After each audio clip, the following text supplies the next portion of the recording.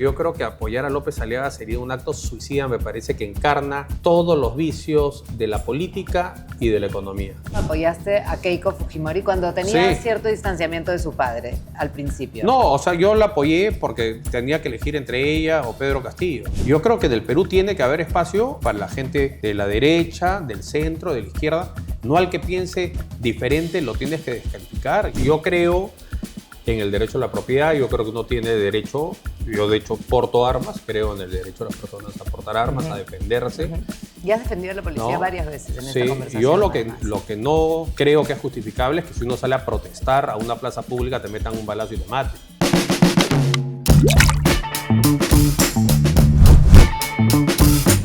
Hola, bienvenidos a los desayunos electorales de Perú 21. Mi nombre es Valeria Vázquez de Velasco. Estamos esta vez en Limaná, que nos acoge para tomar un rico desayuno, acompañados de Rafael Belaúnde Llosa, del Partido Libertad Popular. Y con él vamos a conversar no solamente de lo que saltó a la fama, o lo hizo saltar a la fama, lamentablemente, en diciembre del año pasado, sino de muchos temas más en esta carrera electoral. Rafael, Valerie, muchas bienvenido, gracias. buenos días.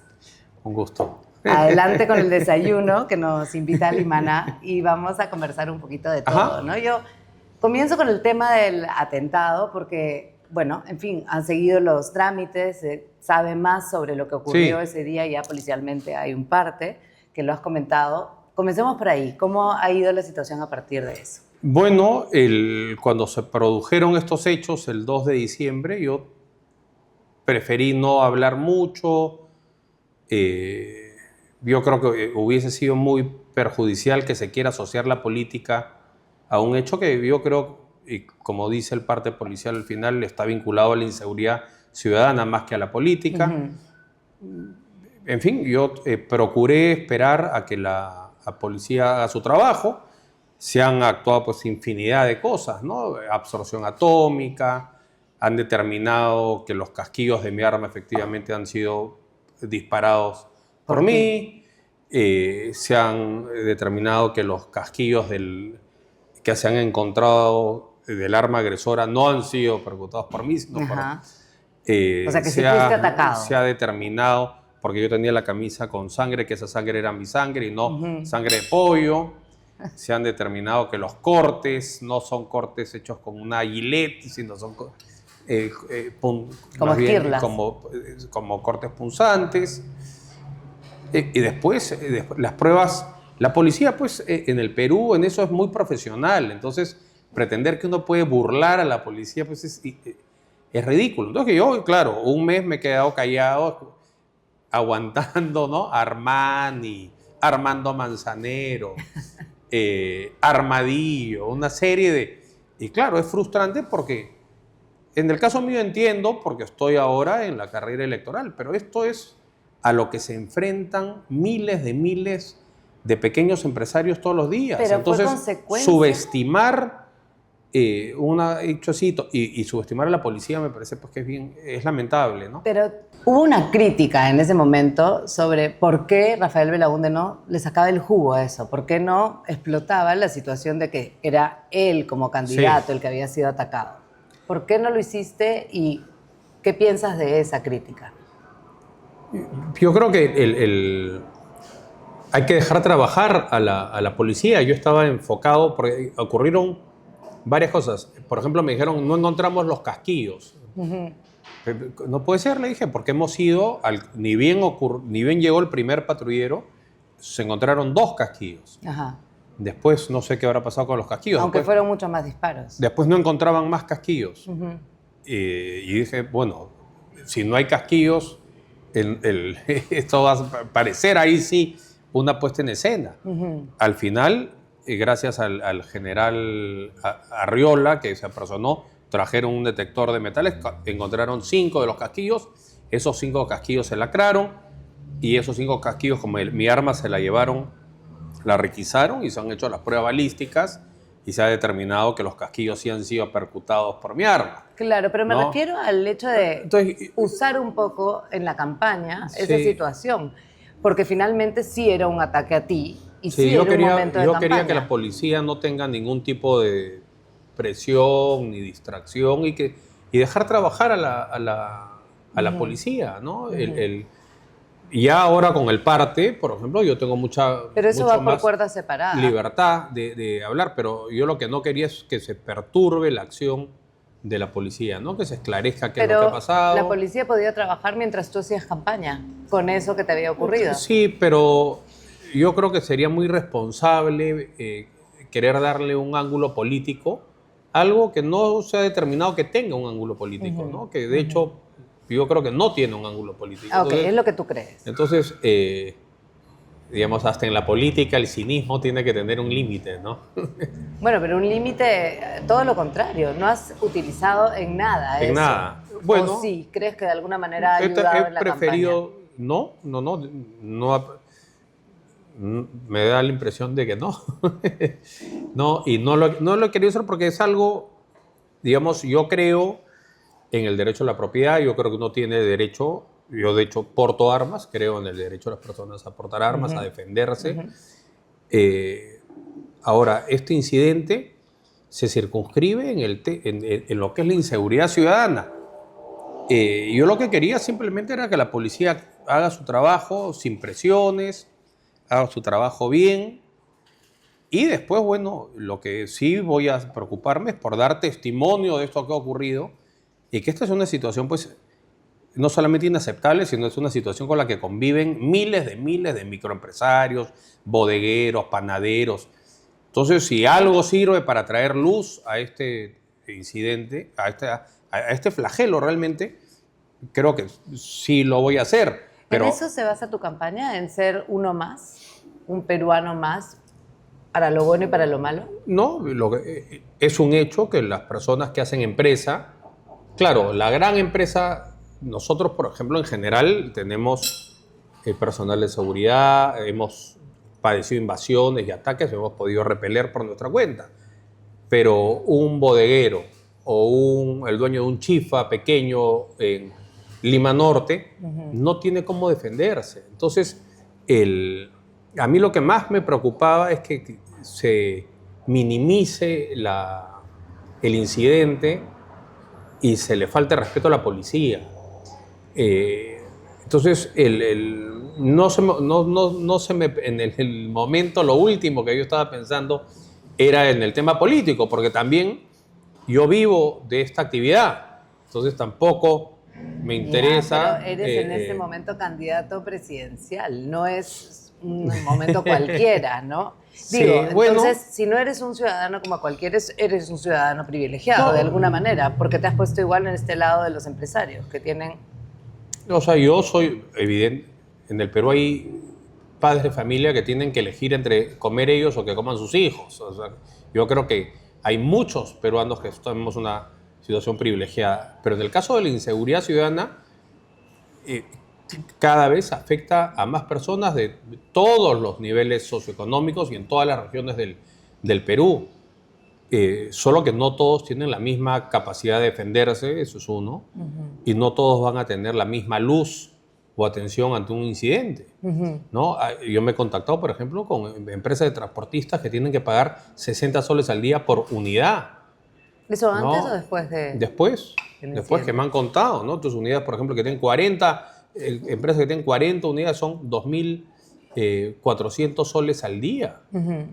¿En qué se está centrando tu campaña? ¿Qué es lo que buscas y cómo ha sido todo este tiempo hasta ahora, que ya comienza la parte fuerte, ¿no? Sí, bueno, final. Yo creo que se ha dividido en dos partes. Una es organizar una organización política en los comités, eso ha implicado pues viajar, desplazarse, y después está proponer lo que es mi manera de entender las problemáticas del Perú y las soluciones para los problemas del Perú. Yo soy una persona formada en el pensamiento económico liberal, pero soy una persona que también ha trabajado muchos años en COFOPRI, hemos titulado Asentamientos Humanos, he vivido en Cerro Pasco, he trabajado en el Monzón. Cualquier persona que ha recorrido el Perú se da cuenta pues, de las profundas asimetrías que hay en el Perú, sociales, económicas, en cuanto a acceso a la salud.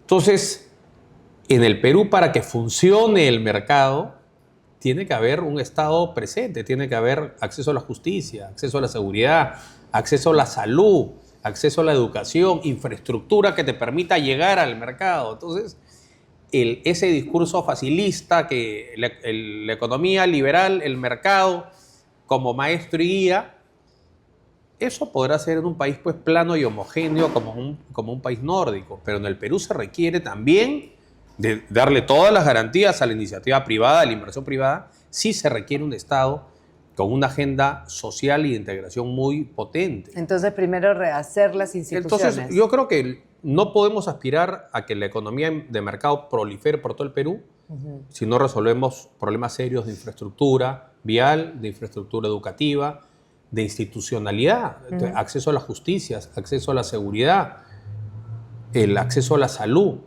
En el promedio, más de la mitad de las postas médicas en el Perú no tienen médico, pero uno va al sur del Perú, a Mazocruz, donde he estado, por ejemplo, ahí la gran mayoría de las postas médicas no tienen no solamente médicos, no tienen ambulancia, no tienen equipos mínimos. Entonces, el objetivo de la política de gobierno tiene que ser tener una sociedad donde, al margen de donde hayas nacido geográficamente o cuál sea tu origen socioeconómico, tengas el piso más o menos parejo para que sea tu esfuerzo lo que te haga prosperar. De acuerdo, entonces, pero eso es más plan de gobierno, ¿no? De alguna forma. Lo que yo digo es, ¿cómo ha sido tu campaña, tu acercamiento a la gente? ¿Cómo es que has ido viajando durante todo este tiempo he viajado, planteando esta propuesta? He viajado, por ejemplo, yo tengo interés en que se masifique el gas. Me parece inaceptable, inaudito que en estos 25 años que tenemos la explotación del gas de Camisea, el gas no se haya masificado por el sur andino. Entonces, un cusqueño, un ayacuchano o un huancabelicano, lo único que han visto al gas de Camisea es el ducto que saca el gas del yacimiento y lo lleva a la costa. Y que no funciona. Entonces, cuando se empiece a acabar el gas y haya que tocarle la puerta al vecino ahí de Quimbiri, de Quitén, vamos a ver pues si van a querer que entre la empresa a explorar. O sea, el Perú tiene que funcionar para todos. Entonces, claro, un purista en lo económico dice no se puede hacer el gasoducto surandino porque no se justifica la inversión. Yo creo que se justifica porque más caro va a salir que no se pueda seguir explorando por hidrocarburos en el cielo del Perú. Totalmente de acuerdo, pero volvemos a las propuestas, pero yo quiero saber cómo te has relacionado con la gente. He viajado a Mazocruz por ese tema, por ejemplo. Me he reunido, hemos estado con varias familias ahí. He viajado a Ayacucho profundamente.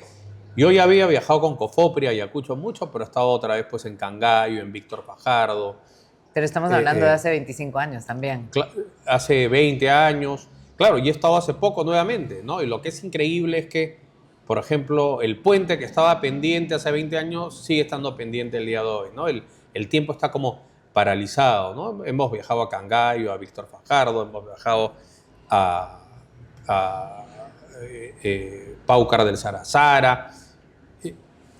Y por el norte hemos viajado. Por ejemplo, hay un tema evidente del acceso a agua potable. Hemos estado en Poechos, viendo la presa de Poechos, viendo el recorrido del canal Checa. Digamos, ¿con quién viajas en la campaña? Yo, digamos, trabajo con el mismo equipo de gente hace 25 años. ¿Que es tu equipo político también? No, que estuvo en Cofopri, después ha estado conmigo en Cerro Pasco, alguno estuvo conmigo en el breve paso por el ministerio, otros trabajan conmigo ahora, y muchos se han integrado pues al partido, ¿no? Entonces, tenemos un equipo muy sólido, de absoluta confianza, con la que ya tenemos una relación de décadas, ¿no? Claro. Entonces viajamos 4 o 5 personas en una camioneta. Hemos construido pues, comités en varias partes del Perú. Y hay gente bueno, que se ha ido incorporando. ¿Cuántos comités tienen? Tenemos 74 comités. ¿Y cuánta gente? Porque dicen que tenés que tener por lo menos 1000 personas alrededor tuyo para tener un buen proyecto de gobierno. Claro, yo creo que lo que es fundamental tener, si uno gana las elecciones, es tienes que tener tus ministros. Yo creo que el ejemplo de Pedro Castillo fue nefasto, ¿no? Porque el 28 de julio no juró nadie, el 29 juró el premier en Ayacucho, pero no juró el resto del gabinete. El día que juró el resto del gabinete no juró ni el ministro de Economía ni el ministro de Justicia. Entonces, yo creo que tienes que tener... Todo muy improvisado, claramente. Claro. Y es un pésimo mensaje a a la sociedad y a la economía, ¿no? ¿Con qué porcentaje tienes ahora de intención de voto? Bueno, ha ido variando, ¿no? En esta última encuesta me ha ido muy mal, porque es que este último mes no ha habido mucha actividad, ¿no? Pero he tenido 3.5, he tenido 3, he tenido 2. ¿Y la última encuesta que te ha dado tanta risa, cuánto? No, en esta Ipsos, que no, siempre había salido las de Ipsos con más de 2, Ajá. Ahora he salido con 1. Pero ¿no? por lo menos uno sí, tuyo. No, pero la de Digo, Datum porque a veces creo que estás en otros candidatos. 0.5. El benchmark que tengo son las de Ipsos. Siempre, no te digo que me dio. Lo que pasa es que hoy con 2% estás empatado entre cuarto, quinto, sexto, séptimo, ¿no? Siempre hemos estado ahí metidos, ¿no? En esta última no nos ha ido igual. Pero ¿cuál es el plan? Porque, por ejemplo, Carlos Spa decía, yo en diciembre tendré 2% y con eso ya sé que tengo una posibilidad, ¿no? Hacia abril. ¿Cuál es ese plan? Bueno, tampoco salió Carlos Spa en esta. Tampoco. Han estado de vacaciones. ¿Sabes qué ocurre? El margen de error es 2.8, ¿no? Entonces, en el fondo, alguien que tiene 2 o alguien que tiene 5, estadísticamente es lo mismo, ¿no? Y de ahí, puedes tener menos. ¿no? Bueno, cero, menos de 0 no, pero, digamos pero que... lo que voy es, salvo los 2 primeros, todo lo demás está en estricto en una situación de empate estadístico. Solamente López Aliaga y Keiko están fuera del margen de error, ¿no? Entonces yo creo que es una... ¿Y qué piensas de eso? Y todo es muy bajo, ¿no? De que porque sean Keiko en la y última López Aliaga medición los preferidos. En la última medición, López Aliaga tenía 10 y Keiko 7. Por ejemplo, Lourdes Flores con 25% no pasó a la segunda vuelta, quedó que eran tercera, otras épocas, ¿no? Verónica Mendoza con 19% o 20% no pasó a la segunda vuelta. Parecían muchos candidatos en esa época, pero lo que Verónica Mendoza ahora... Verónica Mendoza sacó más votos que Pedro Castillo y no pasó ni siquiera a la segunda vuelta, ¿no? Entonces, hoy es una elección absolutamente atomizada, lo que es un problema para la gobernabilidad en el futuro, pero por otro lado, uno con 7 u 8% de repente está en la segunda vuelta. Entonces, yo creo que es una carrera absolutamente abierta. Creo que la apatía general de la población hace que la elección no se vaya a definir sino hasta muy al final. Y lo que hay que hacer es estar ahí. Hay que estar ahí para ¿quiénes? ¿Para qué público? ¿Para los jóvenes? Tú tienes 50 años, eres de los más jóvenes. Sí, 51 ya. 51 ya. Sí. Pero eres de los más jóvenes entre los candidatos que hay. Sí. ¿De alguna forma apuntas a hablarle a los jóvenes más directamente y darles una opción y cambiar esa apatía? Yo creo que el futuro es de todos, pero es principalmente de los jóvenes, ¿no? Este es el país que van a heredar. Del millón de peruanos que se han ido al Perú los últimos 4 años, la gran mayoría son jóvenes. Entonces, en estricto, la elección es más importante para los jóvenes y de hecho esta elección va a ser fundamental porque el Perú ya no aguanta más años de estancamiento y de apatía, ¿no? Entonces, hay que tener un mensaje. Lo que tiene que haber es la sensación de movilidad social. Si uno crece muy poco o no crece, no hay futuro, es decir, no se crean nuevos puestos de trabajo, la economía no se expande y hay la sensación de que así como estás el día de hoy, así va a ser toda tu vida. Para que exista sensación de futuro y movilidad social tienes que crecer a tasas mucho más agresivas, ¿no? Tipo 6%, tipo 7%, que son tasas que el Perú podría crecer, sobre todo con el entorno internacional que hay ahora, ¿no?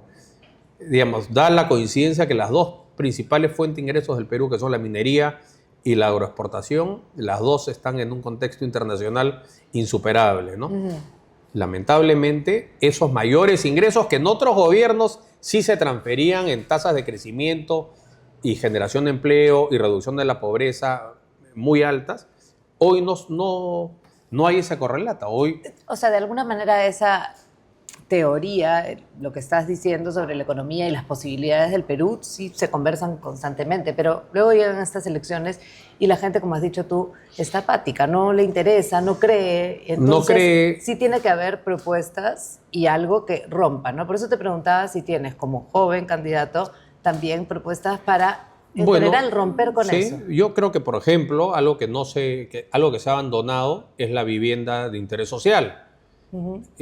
Que hubo en el pasado. Mi abuelo, el arquitecto Belaunde, fue ya un entusiasta del tema del acceso a la vivienda. Yo creo que debería, y hay ahora sin necesidad que el Estado use recursos públicos, sino con mecanismos de mercado, con COFIDE coberturando parte del riesgo, ofrecerle a parejas jóvenes o solteros acceso a mecanismos de financiamiento para vivienda. Eso no existe. ¿Cómo lo está conociendo tu público o los jóvenes? No, ¿Cómo estás haciendo esa estrategia de estamos haciendo videos, pauteando, en fin, ahora que viene la pauta electoral, estamos produciendo videos en ese sentido. A lo que voy es, el Estado tiene que tener un compromiso. No, el único objetivo no puede ser la tasa de crecimiento de la economía, a lo que voy, ¿no? Uh-huh. Al final del día, el objetivo de toda política económica tiene que ser el bienestar de los ciudadanos. Y yo creo que eso no se ha entendido bien en los últimos 30 años, ¿no? Yo creo que había una obsesión por la tasa de crecimiento, por el número macro de la inversión, y eso ha generado muchos mercados concentrados, o que el Estado... Hay muchas obras que no se pueden concesionar y que son muy importantes. Puentes, vías de penetración, que en el interior del Perú, por ejemplo, eso abandonado. La vivienda social o la vivienda pública también abandonada. Lo que es un absurdo, ¿no? Porque el Perú tiene que forjar una identidad nacional, ¿no? El ser un país más cohesionado. Y la vivienda yo creo que es un elemento fundamental en eso, ¿no? Porque te da pertenencia, te ancla, es el cimiento pues, de un hogar, tiene muchas, y dinamiza la economía también. Entonces, la política de vivienda yo creo que es un tema central que no se toca y que atañe fundamentalmente a los jóvenes. Y que es parte central de tu y es uno de los temas centrales, ¿no? Yo escuchaba muchas veces que lo que necesitamos más allá de tantos candidatos es algún candidato que tenga realmente hambre de ser presidente, ¿no? Un poco hacían, en las veces que yo he escuchado esto, una comparación con Alan García, sí, ¿no? Esta bestia política, ¿no? ¿Te sientes que con esa fuerza, con pero ese yo impulso? No sé pues si hay un correlato de éxito en ese sentido, ¿no? Porque Alan García... ha sido 2 veces presidente. Bueno, una primera vez de mala recordación, ¿no? Y una segunda vez increíblemente vuelto a elegir. Bueno, el segundo gobierno tuvo buenas cifras de crecimiento, pero fue un gobierno que no quiso hacer ninguna reforma, ¿no? Pero me refiero más que el gobierno a las ganas de ser presidente. Las presidente. ganas... No, lo que uno tiene que hacer es un esfuerzo decidido en no hacer las cosas a medias. Pero yo creo que es un error pretender que tu vida se defina porque fuiste o no presidente. Yo creo que hay que plantear tus ideas con claridad, con honestidad, trabajar con honestidad, con decisión, con determinación. Hitler seguramente también tenía una obsesión y unas ansias de poder y le costó a la humanidad una fortuna. Entonces, la ambición, aparte de la ambición por el poder político, me parece, es una utopía, es una ilusión, es un poder prestado que dura 5 años y lo que pasa es que la gente lo entiende como si fuese pues, la asunción a un trono. Y por eso la gente que no entiende el poder político como algo temporal y efímero y que no es un poder real, es algo conferido por el elector. Y hay que ver el caso de los últimos expresidentes que puede durar meses. ¿Qué es para ti el poder político? Porque últimamente es verdad que vemos mucha corrupción. Yo no tengo efectivamente esa ambición estilo Alan García por el poder a toda costa, ¿no? Y yo no estoy dispuesto a transar lo que sea con tal de ganar tampoco. El poder político es algo efímero, es una ilusión, no es porque te lo ha conferido el elector por un tiempo acotado, no tiene que ver con quién eres en estricto, ni siquiera. Entonces, pero para hacer los cambios y para lograr que estos proyectos se den, ¿no? Este plan de gobierno se dé, se tiene que llegar. Tienes que llegar. Y bueno, pero llegar es otra cosa. Para llegar tienes que tener tus ideas claras, tienes que explicar tus ideas. Yo creo firmemente en mis ideas en lo económico y en lo social. Creo que esas dos cosas que se han creído como opuestas son no solamente complementarias, sino necesarias. La única forma de tener un programa económico consistente en el tiempo es si es que el programa económico incorpora, incluye, llega a la población. Entonces, la agenda social es tan importante como la agenda económica. Y eso quiere decir que hay que promover pues, la inversión con decisión, sin complejos. Hay que facilitarle la vida al gran empresario, al mediano empresario, al pequeño empresario y al microempresario. Y hay una agenda enorme, sobre todo para los más pequeños, que las barreras burocráticas pues, son cada vez peor, las trabas municipales son cada vez peor y ahora encima tienen el flagelo de la extorsión. Entonces hay que promover el crecimiento económico basado en la inversión privada con decisión y sin complejos. Eso no hay sustituto a eso. Pero con la misma determinación hay que tener una agenda social de las cosas que solamente el Estado puede hacer en el Perú. Y si no lo haces tú llegando a la presidencia, ¿te unirías a algún proyecto político que está ahora? Yo creo que hay que apoyar. Yo creo que es factible, absolutamente factible, lograr consenso en torno a la inversión privada, en torno a la necesidad de poner en valor todo nuestro potencial económico, incluyendo el minero y el energético. Y creo que es perfectamente posible ponerse de acuerdo en una agenda social que está totalmente desatendida, ¿no? Yo en eso creo que, por ejemplo, el presidente Humala sí tuvo una inquietud social, pero claro, él llegó primero con el discurso de oro agua, el impulso por nacionalizar Repsol. Yo creo que eso al final le terminó costando por el lado del crecimiento, le tocó la mala suerte de la caída del precio de los metales. Pero yo creo que es absolutamente factible ser un presidente reformista y a la vez un presidente que promueve el crecimiento económico a partir de la inversión privada. Son cosas, yo creo que se puede desregular la economía, desconcentrar los mercados, fomentar más competencia, quitarle los privilegios tributarios a ciertos sectores grandes de la economía y a la vez ser pro-empresa. No son cosas que se contraponen. ¿Cuándo fue que Rafael Belaúnde comenzó a entrar en política? Porque estuviste siempre en el sector privado, trabajaste y trabajas todavía por cuenta propia, pero luego tienes esta inquietud y de hecho en las últimas elecciones llegaste a apoyar a uno o a otro candidato yo creo que, según lo que necesitaba el Perú y tu mirada política. Yo creo que fue a partir del paso por el Ministerio de Energía y Minas, ¿no? Porque... Breve paso, ¿no? Sí.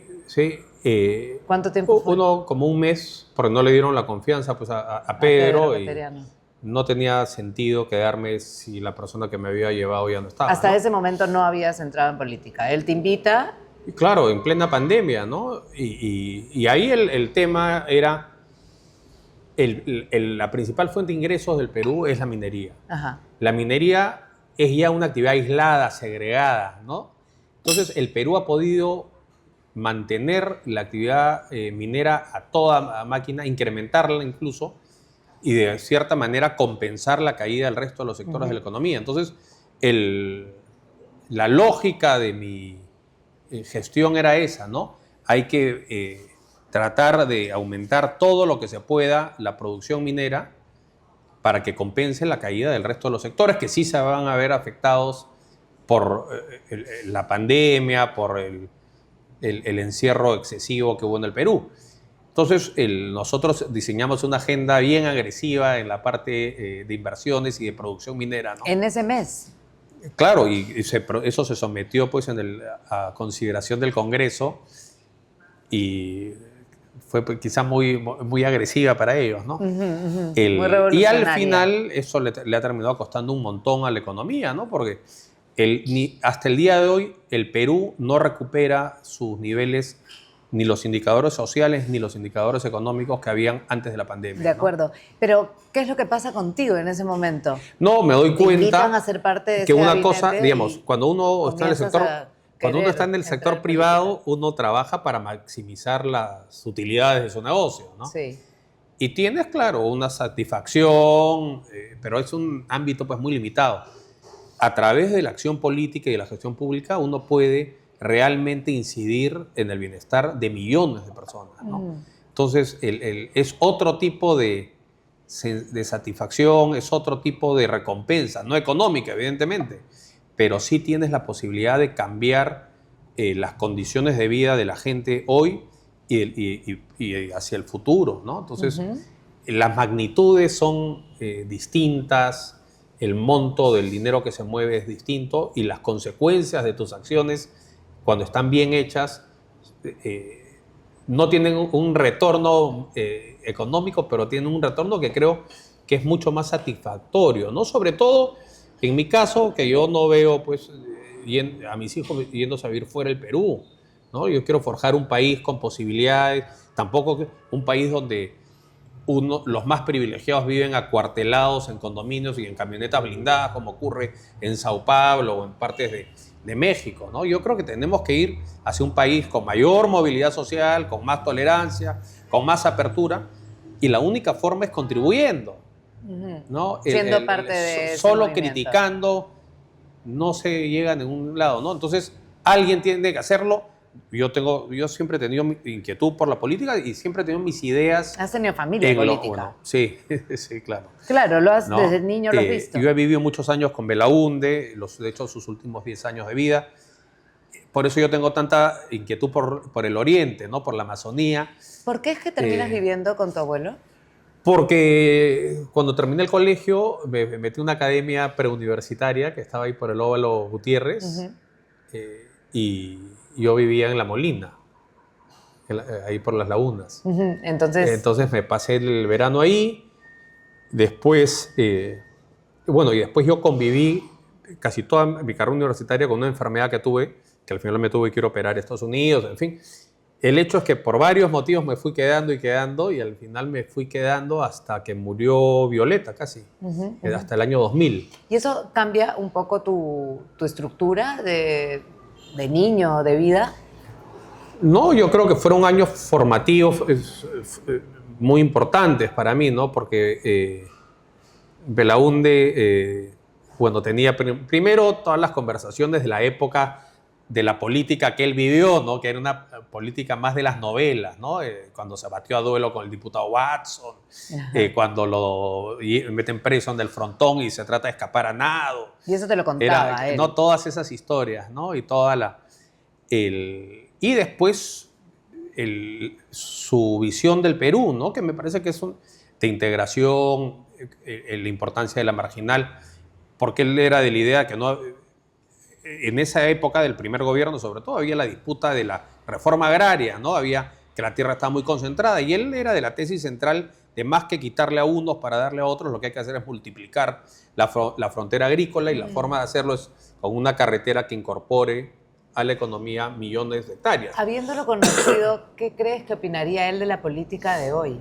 Bueno, yo creo que dos cosas, ¿no? Él gobernó con muchas ideas de integración y de desarrollo, como carreteras, puentes y viviendas, en un momento en el que el Perú no tenía pues un mango. Entonces, hoy vería que sus ideas tendrían mucho más viabilidad económica. O sea, en ese sentido yo creo que, digamos, hubiese sido mucho mejor para él que le toque gobernar con el entorno macroeconómico de hoy que el que le tocó en el pasado. Macroeconómico, pero no, político. Pero político, yo creo.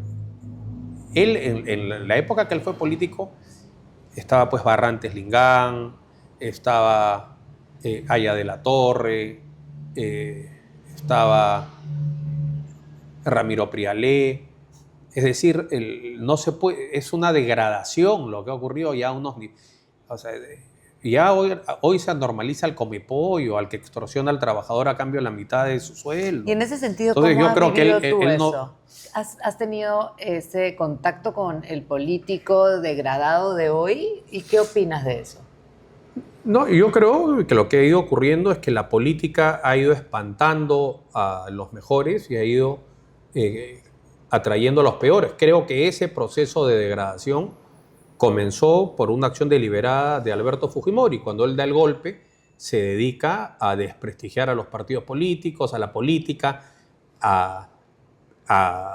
digamos, ser político tradicional era un insulto, y eso, y esa estigmatización, claro, abre la puerta a que empiece a llenarse la política también de improvisados, de gente que no tiene ningún pasado en la política, ninguna convicción democrática, y ese escenario es lo que progresivamente ha ido decayendo, sumado al hecho que antes teníamos un parlamento que costaba muchísimo menos. Claro. Y los sueldos de los parlamentarios eran muchísimo menores. Y sin embargo, progresivamente ganan más y el Congreso tiene más empleados, entonces atraes a gente que ve en la política y a través del Parlamento una escalera hacia su prosperidad económica, ¿no? Y sin embargo apoyaste a Keiko Fujimori cuando tenía Sí. cierto distanciamiento de su padre al principio. No, o sea, yo la apoyé porque tenía que elegir entre ella o Pedro Castillo. Y ahora, si tuvieras que elegir entre Rafael López Aliaga y Keiko Fujimori para apoyar a alguien en una segunda lo vuelta. más probable es así como que están las cosas. yo siempre había sostenido en nunca viciar mi voto, ¿no? Pero yo creo que apoyar a López Aliaga sería un acto suicida, me parece que encarna todos los vicios de la política y de la economía.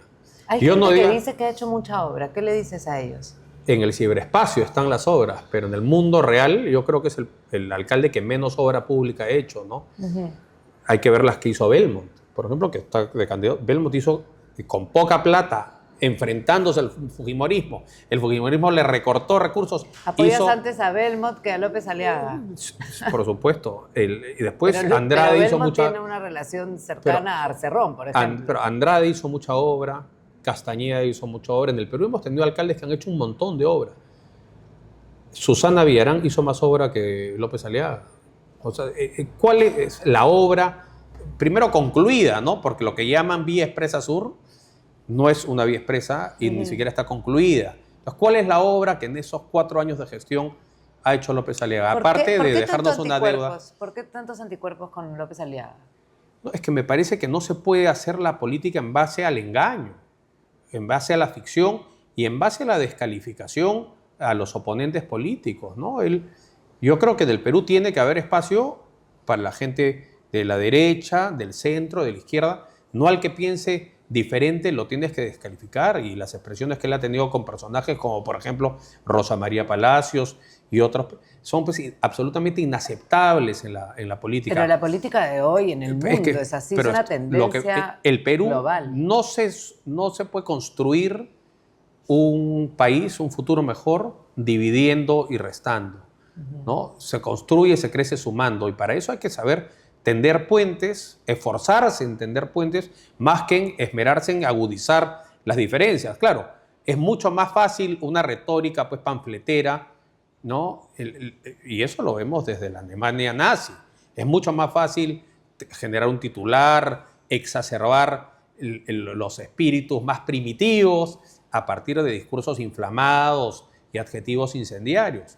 Pero eso en el largo y mediano plazo es muy perjudicial para el Perú. En el Perú hay que convocar, y hay gente que tendrá más inquietud en cómo pues, promover la inversión, cómo hacer que la billetera del Estado se llene de recursos, y habrá gente igualmente valiosa que sabrá cómo asegurarse en reducir las asimetrías, las injusticias que existen en el Perú para ser un país más integrado, más unido. Entonces hay que hacer un esfuerzo sin renunciar a las convicciones. Porque yo voy a defender siempre la inversión privada, por ejemplo, pero creo que hay espacio para gente que viene más bien del centro izquierda o de la izquierda misma, que sí va a tener una inquietud mucho más intensa en, oye, hay que asegurarnos que se hagan también la carretera que va de Juliaca a Sandia para que... ¿Te ves más ¿no? identificado con un centro izquierda que Yo con López Aliaga?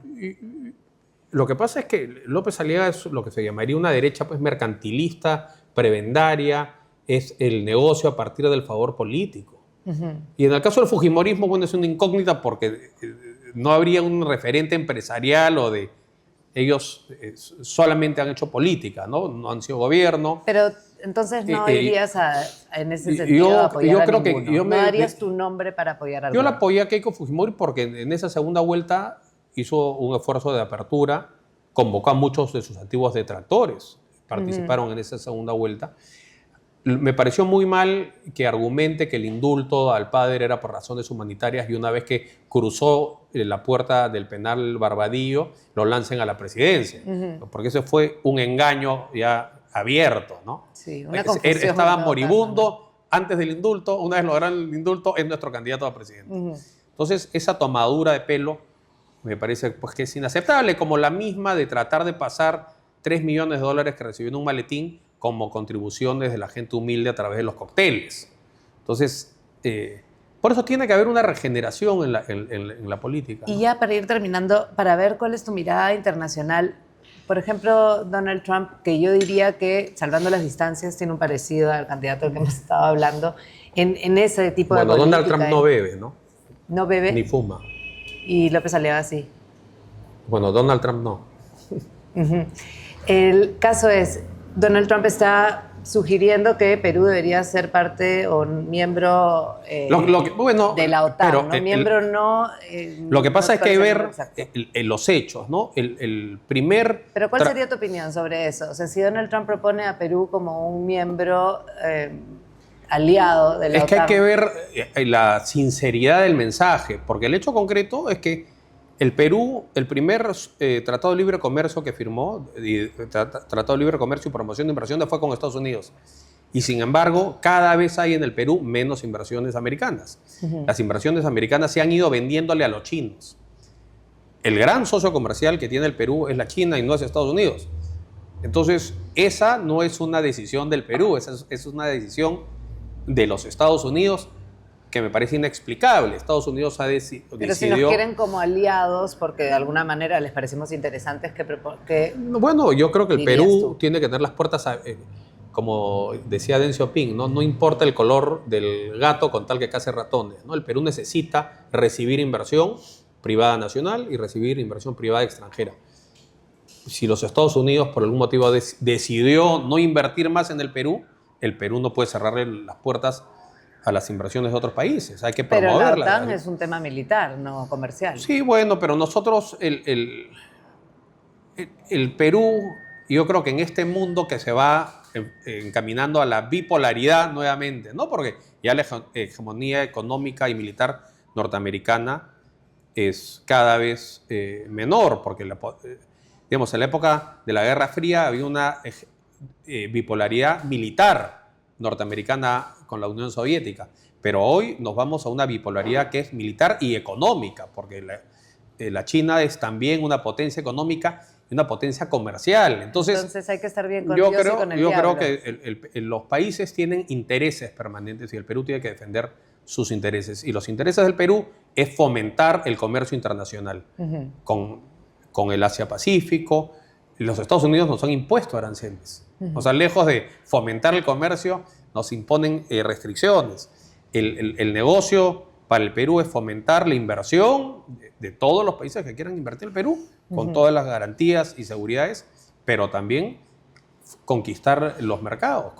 Por eso la integración hay que profundizar, yo creo, la integración comercial con la China, con la India, con Indonesia, con todo el Oriente, y tratar de reconstituir una relación comercial con los Estados Unidos que inexplicablemente, habiendo sido el primer país con el que se firmó un acuerdo de libre comercio y de promoción de inversiones, cada vez tiene un peso menos relevante. No obstante, o sea, no es que sea despreciable, es el segundo destino de nuestras exportaciones.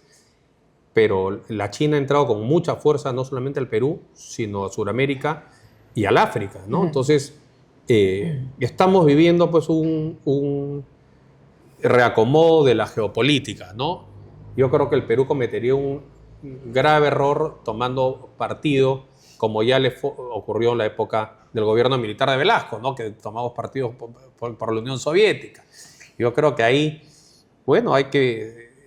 Sí, el malabarismo pues, de las relaciones internacionales. Nosotros tenemos que recibir inversiones de quienes quieran invertir en el Perú.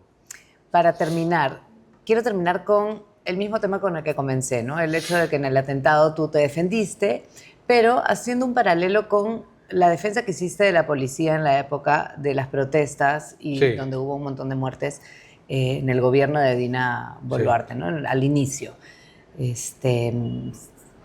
En ese momento reaccionaste diciendo que la policía debía defenderse. Y es algo en paralelo, similar a lo que te pasó a ti. ¿Cómo crees que debe ser ese tema de la propiedad privada y la defensa propia? Yo creo que digamos, si un policía está en una comisaría y le lanzan una bomba molotov, yo creo que el policía tiene derecho a usar su arma de fuego y repeler ese ataque. Ya has defendido a la policía varias veces en esta conversación. Yo lo que no creo que es justificable es que si uno sale a protestar a una plaza pública te metan un balazo y te maten. Y creo que hacer esa distinción es bien importante porque el derecho a la protesta ciudadana es un derecho fundamental en la democracia. Pero de alguna manera se te veía como terruqueador o pro institución cuando estaban abusando también de su poder en ese momento. Es que allá en ese momento yo no he tuiteado nada. Yo nunca me he pronunciado a favor de los asesinatos en Ayacucho o en Puno. Yo donde me he pronunciado es cuando hubo el día del golpe de Estado de Pedro Castillo y salió una caravana de camionetas enorme que incendió la Fiscalía de la Nación, que incendiaron comisarías, que incendió la fábrica de Leche Gloria, que dinamitaron la carretera de Ocoña a Arequipa. Me parece que el uso de la violencia para perseguir un objetivo político es inaceptable en la democracia. Y entonces, eso yo lo he condenado. Usé el término terrorismo o subversivo. Bueno, quizá en estricto apego a la ley no es el término, pero el hecho concreto es que el uso de la violencia para lograr una acción política, que en este caso era impedir la sucesión constitucional, me parece que es inaceptable. Como también me parece que es inaceptable que días después, si la gente ha salido a protestar, le metan un balazo. Me parece que son dos cosas absolutamente distintas. Nunca he condenado, digamos, el hecho que la gente salga a protestar. He condenado la represión que ha sufrido la gente por el hecho de salir a protestar. Me parece que salir a protestar legítimamente no es equiparable con atacar con un artefacto incendiario una comisaría. Son dos cosas distintas. Más allá de la campaña, ¿vas a seguir levantando la voz y siendo un político en el Perú? Bueno, yo siempre he estado escribiendo, he escrito en Perú 21, he escrito en otros periódicos ya desde hace bastante tiempo. Yo tengo una opinión y tengo interés en compartir mi opinión y tengo una preocupación permanente por el Perú. Entonces, eso no va a cambiar. Eso no va a cambiar y sea desde la política directa o desde donde me toque estar, yo creo que todos tenemos que contribuir con el Perú en la medida de nuestras posibilidades, ¿no? Porque este es el único país que tenemos, ¿no? Muchas gracias. Gracias. Muy bien, hasta aquí la entrevista con Rafael Belaúnde Llosa. Vamos a seguir con Desayunos Electorales en Perú 21 TV, así que pueden seguirnos para más encuentros con candidatos presidenciales. Gracias.